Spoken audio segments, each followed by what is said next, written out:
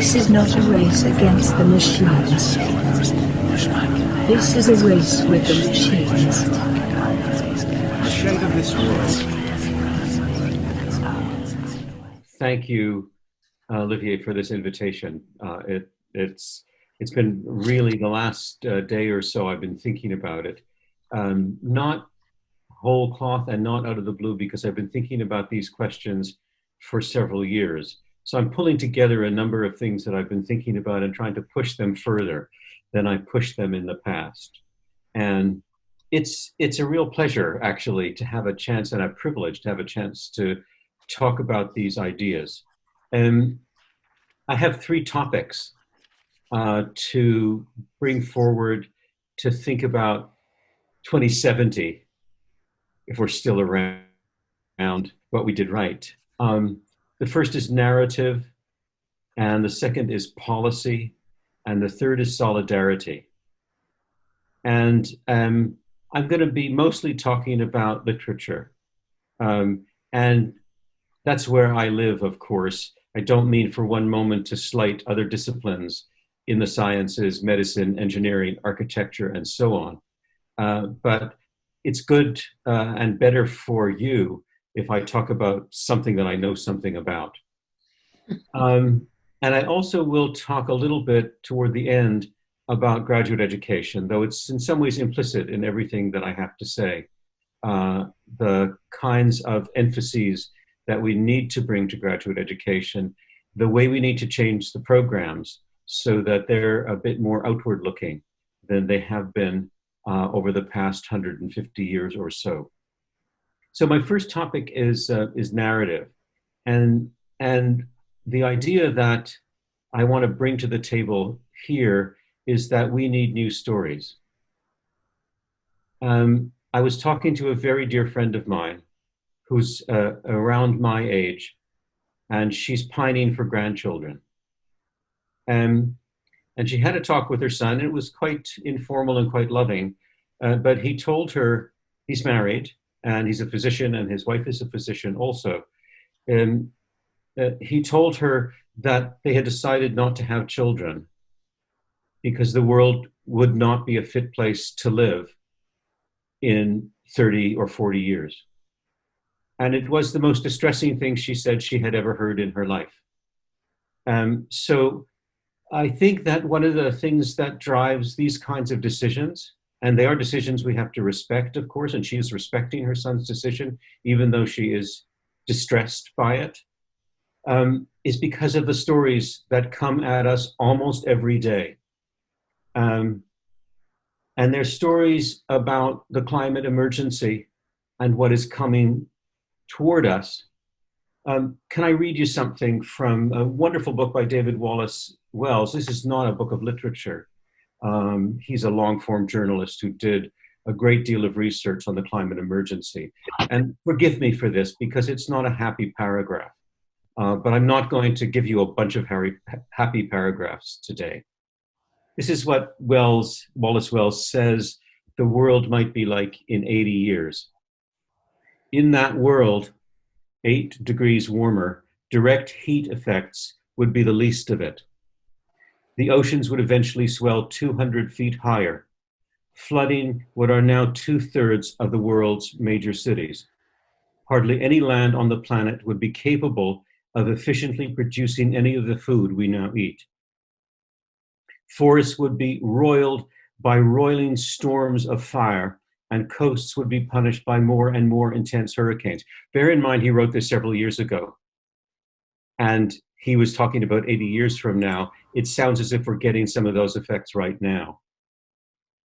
And the suffocating hood of tropical disease would reach northward to enclose parts of what we now call the Arctic. And of course, he's writing before the present pandemic. Probably about 1/3 of the planet would be made unlivable by direct heat.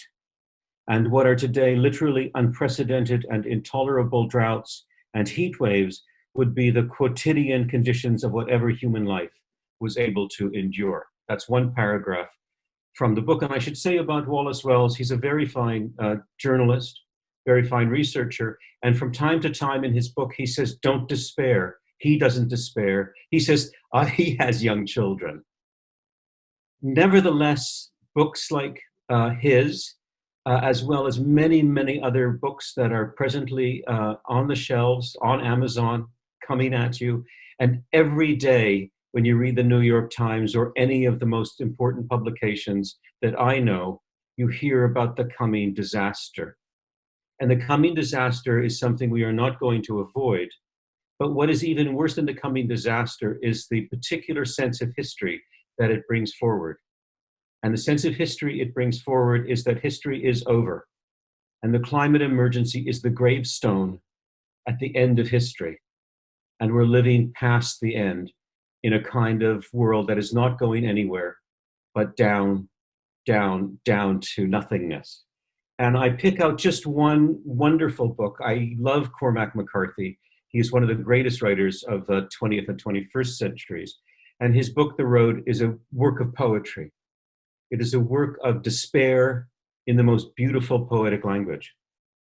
And I'm going to read you two paragraphs, a paragraph from toward the end of the book and a paragraph at the end of the book, the last paragraph in the book. The story, as you might remember, is about a father and son who are living in a world after something called an annihilation event. We don't know what happened. Human history is over. Human life has descended to despair and cannibalism. They are making their way across a destroyed landscape. Nature is dead. Everything is dirty. There is no food. There are no animals. There's snow on the ground, but it's small bits of dirty snow, not like our snow, our wonderful snow. Here's a paragraph from toward the end of the book describing the world as it is now, after this annihilation event. The road crossed a dried slough where pipes of ice stood out of the frozen mud like formations in a cave. The remains of an old fire by the side of the road. Beyond that, a long concrete causeway, a dead swamp, dead trees standing out of the gray water trailing gray and relic hag moss, the silky spills of ash along the curbing. He stood leaning on the gritty concrete rail. Perhaps in the world's destruction, it would be possible at last to see how it was made. Oceans, mountains, the ponderous counter-spectacle of things ceasing to be, the sweeping waste, hydroptic and coldly secular, the silence. That's the world that McCarthy is imagining. The last paragraph in the book is a beautiful recollection of what the world once was and will never be again, and I'll read it to you. Once there were brook trout in the streams in the mountains. You could see them standing in the amber current where the white edges of their fins wimpled softly in the flow. They smelled of moss in your hand, polished and muscular and torsional. On their backs were vermiculate patterns that were maps of the world in its becoming. Maps and mazes of a thing which could not be put back, not to be made right again. In the deep glens where they lived, all things were older than man, and they hummed of mystery. So it's a very beautiful book, but it's a book of despair, the most beautifully written despair that I've ever seen, because nothing makes sense. We don't know what happened. We don't know if anything was wrong, was done badly or with evil intent. Something happened, and history is over. Now we need new stories. We need stories that tell the truth, but also do not cause us to lose our hearts and cause us to despair. And who better than literary people like us to find those survival narratives? And I've got one for you. It's a very famous poem in English you might know called Paradise Lost by John Milton. And it is certainly a brilliant survival narrative.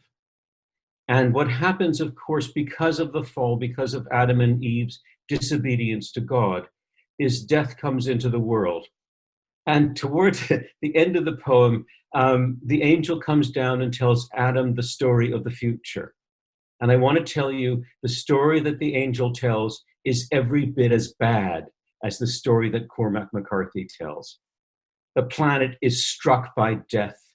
The endless spectacle of suffering that unfolds before Adam's eyes is unbelievable. Oh, the first thing he sees are two young men. They're beautiful. And one man kills the other man. And Adam says to the angel, I've heard about death and now I see it. It's terrible. And the angel says, Adam, I've got something more to tell you that you won't like. Of course, what he has just seen is the future, his son Cain killing his son Abel. And that's the way human history goes. But the thing about the poem is that Adam and Eve are not after the end of history, but they stand and they walk out of paradise at the very beginning of human history. And they carry with them on their backs the guilt for what they did and the great weight that they have laid upon the generations to come, their children. So that their position at the end of the poem is very like our position now. I'm talking about people like me, not people like Rebecca or Upasana, people who have children and have participated in the desolation of the planet. So it's very important to take on board what Milton is saying. Something bad was done and we are paying the price for it, and it is just. There's a moral sense to the world that we live in, but even more important than that, we're living still in history. The human race still has skin in the game, and we will survive. Not to say that we will not suffer greatly, not to say that the suffering will be inequitably distributed across the globe, but that the human race will survive and the planet will survive, even in the face of the disaster that we have brought on ourselves. Listen to how the poem ends, because it ends with a global climate emergency. High in front advanced the brandished sword of God. Before them blazed, fierce as a comet, which with torrid heat and vapor as the Libyan air adust began to parch the temperate clime. They looking back, all the eastern side beheld a paradise. So late, their happy seat, waved over by that flaming brand, the gate with dreadful faces thronged in fiery arms. Some natural tears they dropped, but wiped them soon. The world was all before them, where to choose their place of rest, and Providence their guide. They hand in hand with wandering steps and slow through Eden took their solitary way. So Milton's poem, which tells us the truth about where we are, makes moral sense of where we are, also places back in history in ways that Cormac McCarthy does not do, nor any of the stories we read in the New York Times or the Atlantic or the New Yorker manages to do. So that's the first thing. We need new stories, and I think it's people like us, literary people, I don't mean to exclude people who are not literary scholars, can work to find. We did an event last year with students from Marianapolis College here in Montreal, where they worked with graduate students after having seen a production of Erin Shields' wonderful dramatic adaptation of Milton's poem, which was played at the Centaur with the unbelievable Lucy Peacock as Satan. And they wrote their own survival narratives. So these are things that we can do together. And if we're able to produce these survival narratives and bring them forth from the literary canon, we can help people take heart and move forward in the world. That might be something that we will have done right. 2 is policy. And what I'm thinking about here is, can we find visionary, unexpected, new ways of thinking about policy in the literary work of the past? And here I'm thinking about one of the strangest, most obscure plays in the English canon. It's a play called Timon of Athens. You've never read it. You've never heard of it. It's a crazy play. It's by Shakespeare, and Jill knows it. It's by Shakespeare and Thomas Middleton. And the story goes like this. Timon of Athens is like super, super, super rich. And he likes to show off how super, super, super rich he is. So he's always giving stuff away. And he gives jewels, he gives gold away, he gives cash away. Like if you're his friend, one person says, if you want money, give him a dog. And he'll give you $1 million. So there's something kind of pathological about his generosity. There's something very show-offy. One of the things that he buys with his money is what he thinks is love. But of course, it is not love. And when he goes broke and he sends to his friends, in quotation marks, for a loan, they all say, oh, if you had only asked sooner, I'm just out of money now, and nobody sends him money. So he runs away from Athens, strips off his clothes, curses the city, and goes to live as a hermit in the woods. And he's digging for roots in the dirt, looking for something to eat, some root. And what he finds is a treasure of gold. He does. He finds a treasure of gold. And he starts to give it away to people. But again, without any generosity, he gives it to people who he asks to use the funds to kill everybody in Athens. He gives a tremendous amount of money to a soldier who's been banished from Athens, and he tells him, take this money, buy guns, buy tanks, buy bombs, kill everybody in Athens. He says, down to the dimpled babies. The man, Alcibiades, takes all this money and he forms a tremendous army, and he goes to the gates of Athens, and they say, please don't destroy us.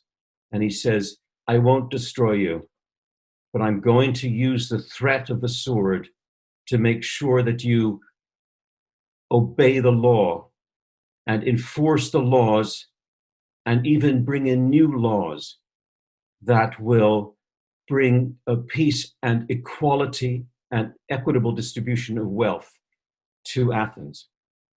Okay, I'm going to back up and tell you more about the play, but first I want to tell you something. Karl Marx, in his economic and philosophical manuscripts of 1844, loved the play, and he thought about money. And, you know, Marx thought a lot about money. I mean, he didn't love money. He was very, very brilliant about how money works and what money is. And he learned so much from Shakespeare and Middleton's play. So he said this. This is Karl Marx writing in 1844. That which I am unable to do as a man, I am able to do by means of money. Money, says Marx, thus turns each of these powers, my human powers, into something which in itself it is not. Turns it, that is, into its contrary. Money is the alienated ability of mankind. Marx is so brilliant, he understands the fetish nature of money, that money gives us power at the very same time that it alienates us from itself, from ourselves, transforms us into something not human. And even in these manuscripts, he writes about love. And he understands, as Shakespeare does in the play Timon of Athens, that money unmakes love and replaces human relations with monetary relations. So Timon thinks he's getting love for his money. And of course, he's getting no such thing. All he's seeing is the reflection of his face framed in gold in the reflection of the people he thinks of as his friends and his brothers. And Marx says, assume man to be man. and his relationship to the world to be a human one, then you can exchange love only for love. Sometimes you forget Marx writes about all kinds of important things that human beings value, not only about work and capital. You can exchange love only for love. If you love without evoking love in return, then your love is impotent. So Marx gets a great deal from Shakespeare and Middleton's play about how money works. But here's the thing. He misses that money in the play is far worse than even he thinks money is. What Shakespeare and Middleton make clear is that money not only empowers us and alienates us at the same time, but it infects us. Money is a disease that passes serpent-like from person to person to person and is able to infect the whole of humankind and kill us. So the play tells us about exactly where we are now, where our love of money has created global injustice, but also has brought forth global disease because we would not stop bulldozing into nature. And we released from nature the things that have come back to hurt us and kill us. When Timon storms out of the city of Athens, realizing that money is a disease, he says, breath infect breath at their society, as their friendship may be merely poison. Does that sound like the health warnings we're getting from our premier? He says to the soldier who comes to him for aid, go on, here's gold, go on, be as a planetary plague, when Jove will o'er some high viced city hang his poison in the sick air. So money will in fact arm and fund a pandemic, as it has done indeed in the 21st century for us. So money in the play Timon of Athens is even worse than Marx understood money to be, but he missed something else. And I don't know if Marx missed these things or if he was just not concerned about this side of things. But money is actually a killer. It might also be a healer. Flavius is Timon's steward. He takes care of the accounts and he takes care of the household. And he keeps trying to tell him that he's running out of resources, and Timon simply won't listen. But after Timon has left Athens, Flavius gathers all the servants around him, and he has saved money from his salary over the years. And he says to them, nay, put out all your hands, not one word more. And he distributes the money he has saved among all the other servants. It is not now this kind of weird magical thing. Marx actually called money a visible god, leaning on how the money is represented in the play. It's simply the hand-to-hand sharing of funds that will allow people to purchase shelter and the food they need to eat. There's something else, and I've already alluded to it, that the play brings forward. When Alcibiades goes to Athens with his army, and the senators, they're such a corrupt bunch, you know. They remind me of a group of senators we've been reading about over the past months. They say, please don't kill us. Please don't destroy the city. We didn't do anything wrong. We didn't mean to banish you. And he says to them, standing in front of the walls, till now you have gone on and filled the time with all licentious measure, making your wills the scope of justice. Till now myself and such as slept within the shadow of your power have breathed our sufferance vainly. Now the time is flush, when the marrow in the oppressed made strong cries of itself, no more. And so they led him into the city. They're still afraid he is going to kill them. And he says, I'm not going to kill you. Descend and open your uncharged ports to atone your fears with my more noble meaning, Not a man shall pass his quarter or offend the stream of regular justice in your city's bounds, but shall be rendered to your public laws at heaviest answer. He is going to follow the laws and make sure that the force of law is respected. And that's how he's going to use the fear of his army funded by Timon's gold to change Athens and change the world he lives in. The last thing he says in the play, the last lines in the play, he says to them, bring me into your city, and I will use the olive with my sword.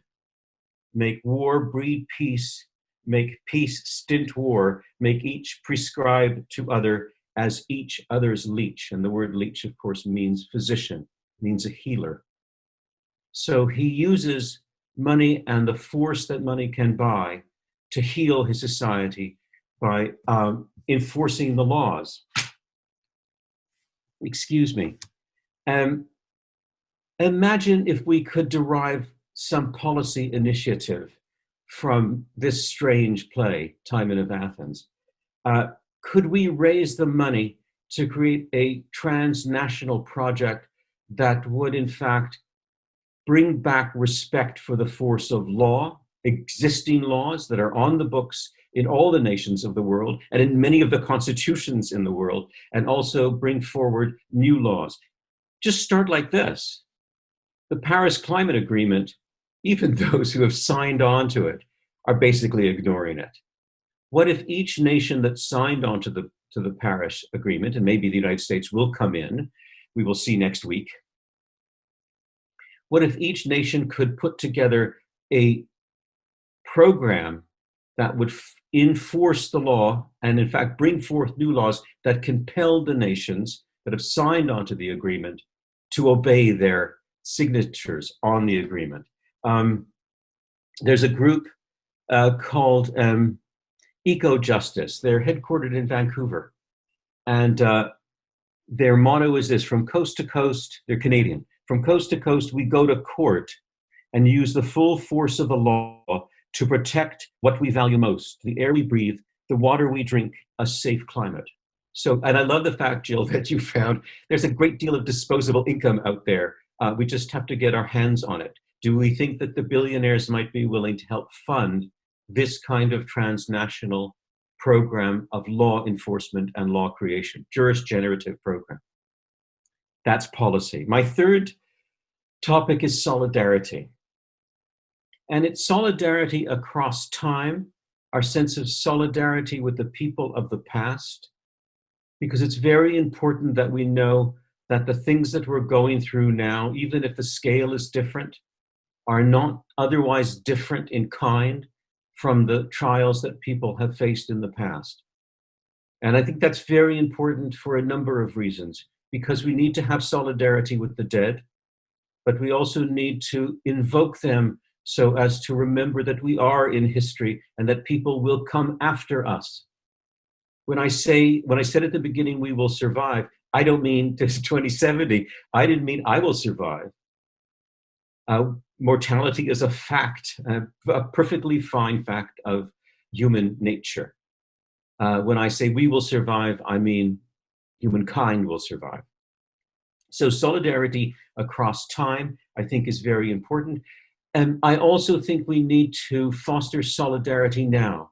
Solidarity across nations, across cultures, across races, across languages. And here's where I want to talk about graduate education.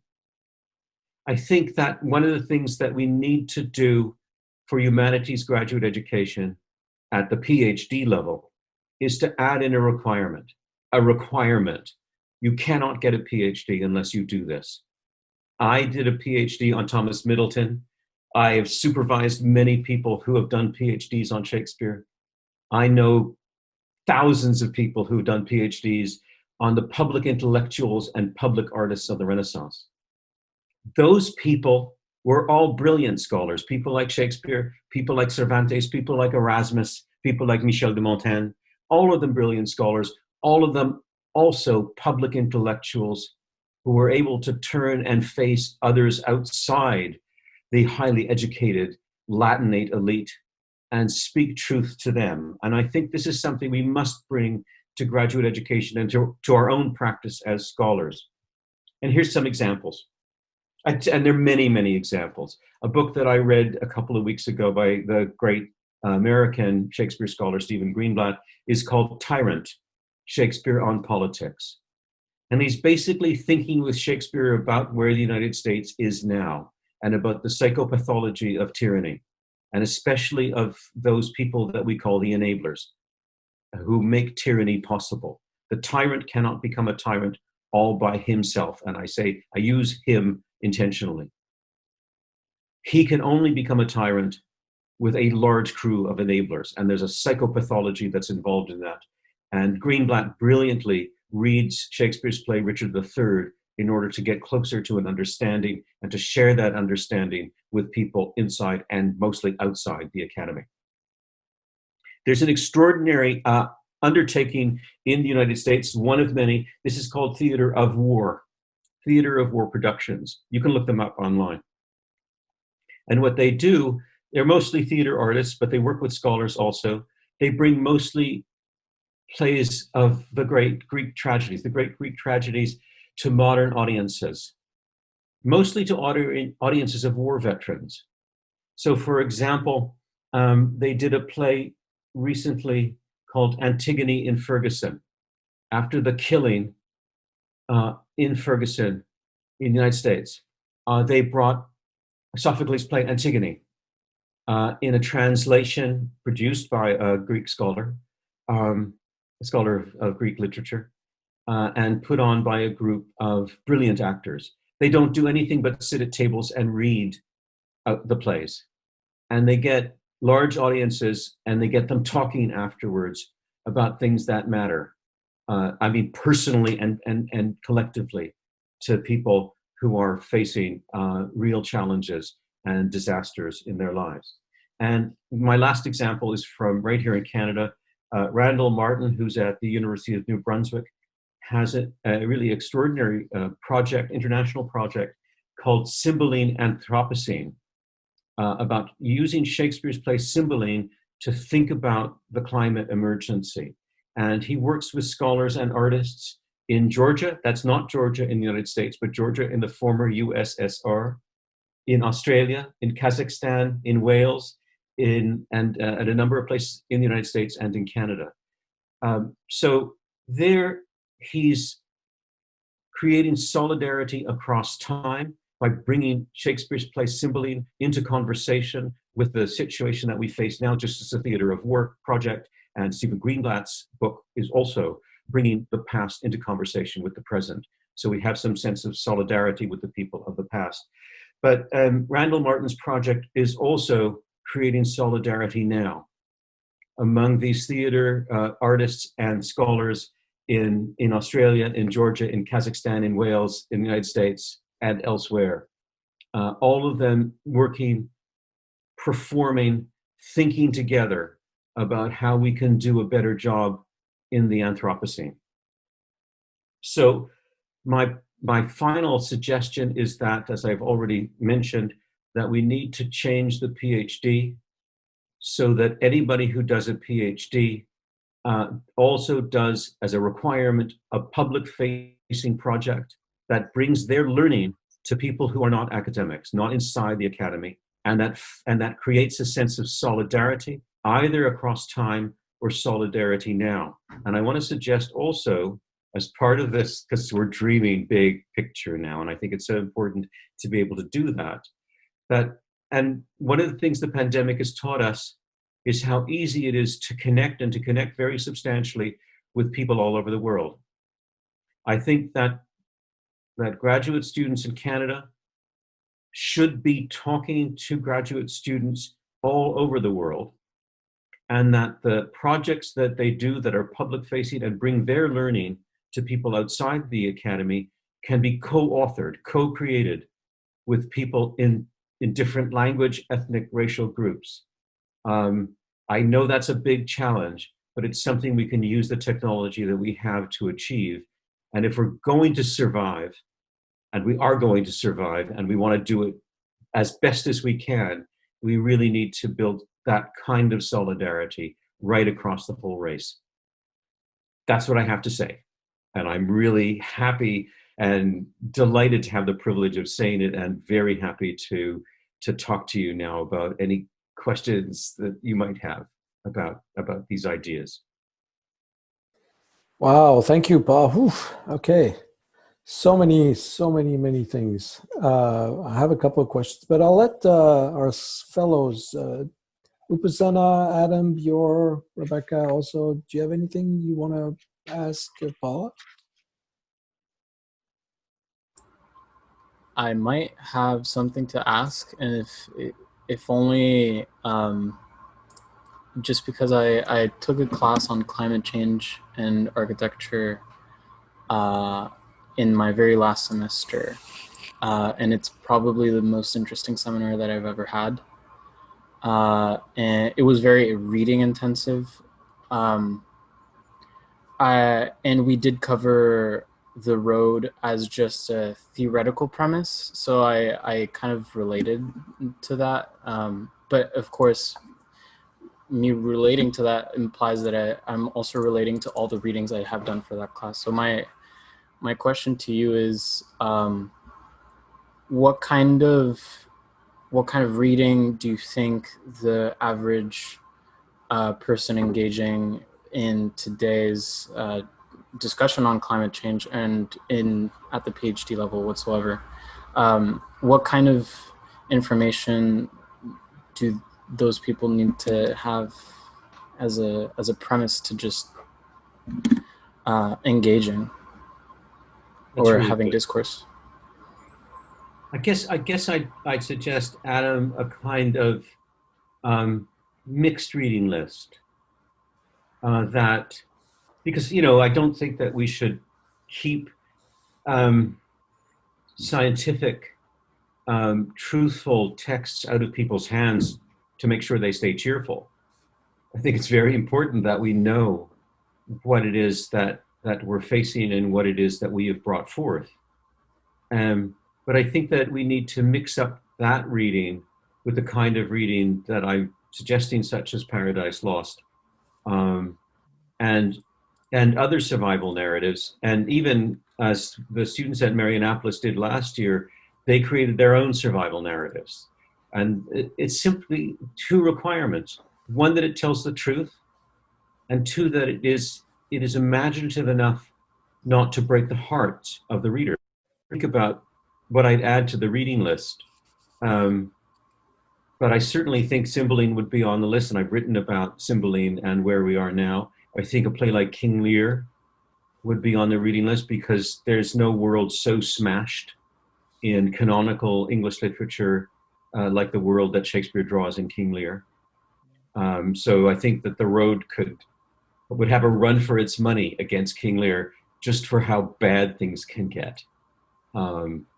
And yet King Lear also has some sense of being in history, which I think is so important to keep on the table. Especially, I think, and this is just me, especially I think for young people. And I should say that when I started by talking about a dear friend of mine whose son said that he wasn't going to have children, that's true. Thank you. You're welcome. I can just jump in a little bit. Sure. This is a recurring theme of people. I mean, I'm 29 now, and this seems to be so common, this idea of not wanting to bring more children into the world right now. And a lot of what you said today resonates with me quite a bit, particularly in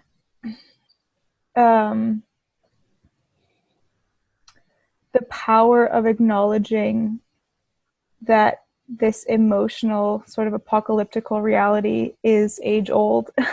Mm-hmm. And there's, I think, in some ways almost a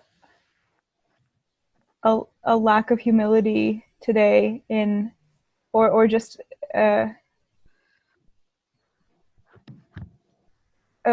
very one-sided understanding of our situation is worse than it's ever been, which I don't think is the case.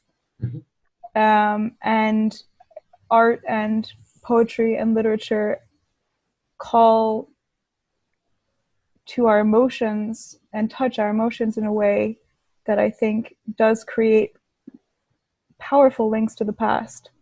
And to feel that, you know, these feelings that we're feeling so acutely right now have been expressed hundreds of years ago, thousands of years ago, it allows for kind of an anchoring, a rooting, that brings us to the world and brings us to society and to others, I think, in a way that's very powerful.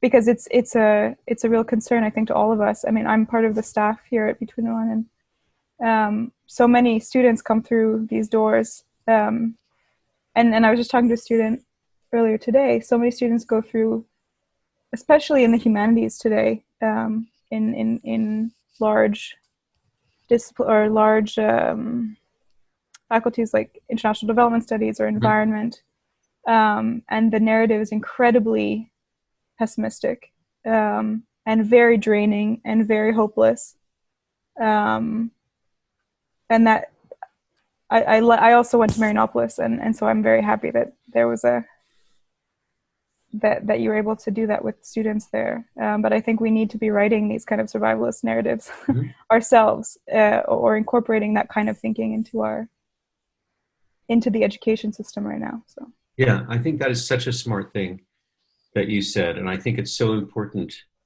to think about the possibility of creating these survival narratives. And you know, we can do it in so many different ways. You use the word anchoring, which is fabulous, because the anchor is the classical symbol of hope in Christian iconography. And so the thing that anchors us in your telling is our relationship with the past, and not only the suffering, but the achievements of the past, and the sense that we're not going through. This is not the first time this has happened, and you know, just simply, it happened. You know, one of the things that all of the Shakespeareans have realized over the past 6 months, 7 months, is that he's writing about the plague all the time, because in his time the plague hit about every 9 years, and he was born, I think, just a couple of months after, or a couple of months before, the plague killed 1 out of 6 people in his hometown of Stratford-upon-Avon.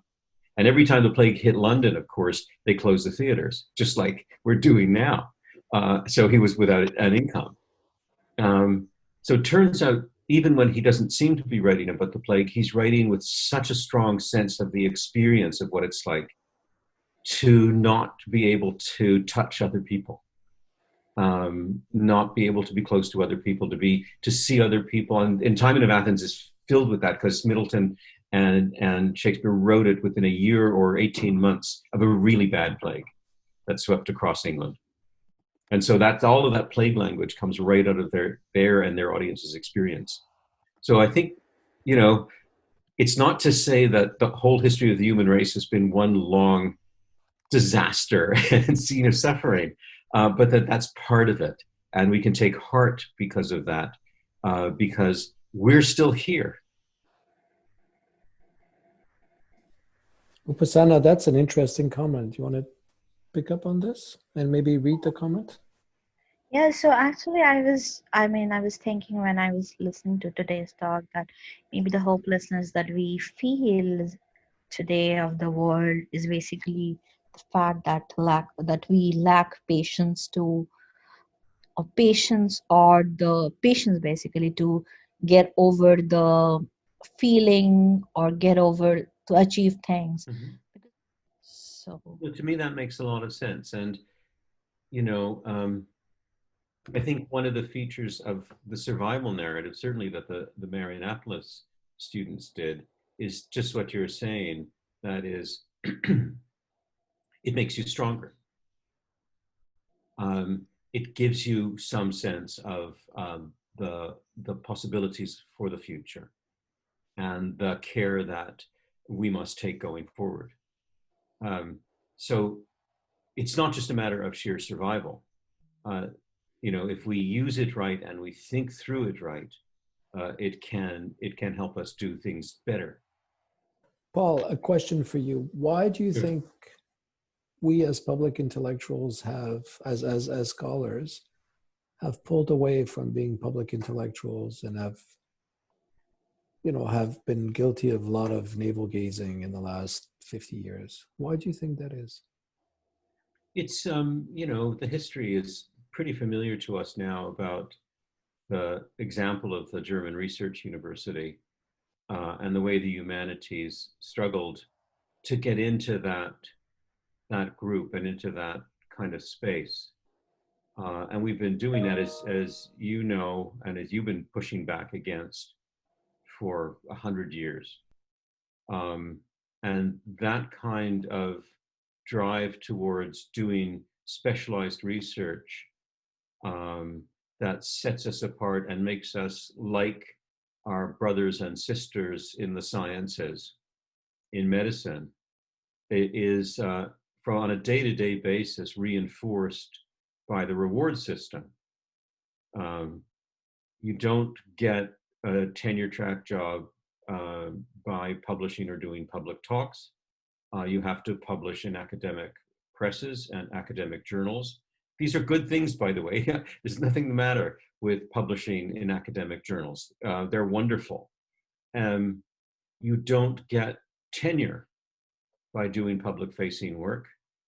You have to do academic work. And this is, any institution is going to create its own protocols. And the university has done that. So we turned away from the world. That's one of the things I'm trying to sort of turn people like Shakespeare and Montaigne and Erasmus and Cervantes from the objects of our study into our conversation partners, and especially into our teachers. We can learn from them how to face the public and bring our learning to questions that people have now. So I think that it's institutionally driven. You can see where it got started. You can see this turning away, and the turning away from the broader world, of course, is something with a very long history. It's not something that started in the 19th century. The great scholars of the Middle Ages had no time for people who didn't speak and read Latin. So Latinity was always something that set people apart. So we've got a kind of heritage here. But there are also strong examples in the past that we can bring forward, like Shakespeare. I don't think that I'm asking anybody doing a PhD to write a play like Hamlet. I'm just asking them to think how they could transform their knowledge, their questions, into public-facing work that would draw communities together, communities from outside the university.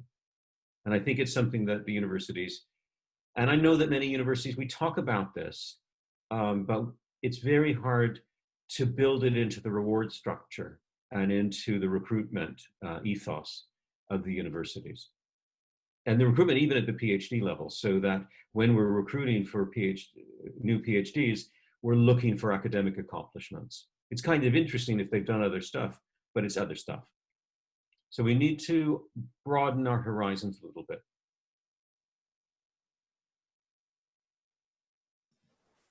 Go, Jill. No, it's just, I've been thinking, if I took a great hymn by Isaac Watts and just instead of the word God, inserted humanity, it would come out to almost what you've said to us, because I think it goes, "O God, our help in ages past, our hope for years to come, our shelter from the stormy blast, and our eternal home." Then it would summarize how you took us from the past to the future. And I'm just so grateful for having heard this, your discussion this afternoon. Thank you very much, Paul.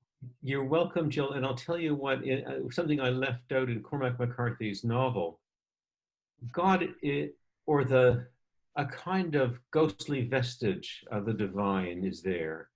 In the father dies, of course, before the end of the novel, in how the father talks to his son, and then the boy is taken in, there's this little glimmer, this little tiny glimmer of hope. And the boy is taken in by a woman and a man and their two sons. And she said, I don't remember the exact word. She says,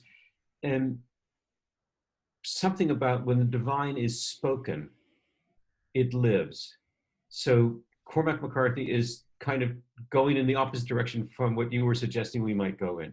He's actually bringing some ghostly vestige of the divine into play as a place that we could eke out something that feels like a home.